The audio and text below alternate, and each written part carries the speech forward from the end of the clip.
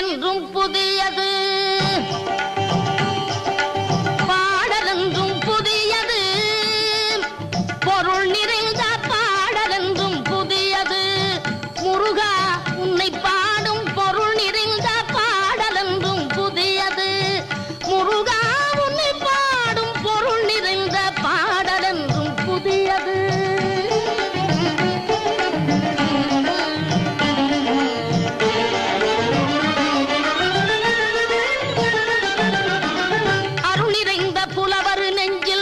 அமுதமென்னும் தமிழ் கொடுத்த பொருள் நிறைந்த பாடல் என்றும் புதியது.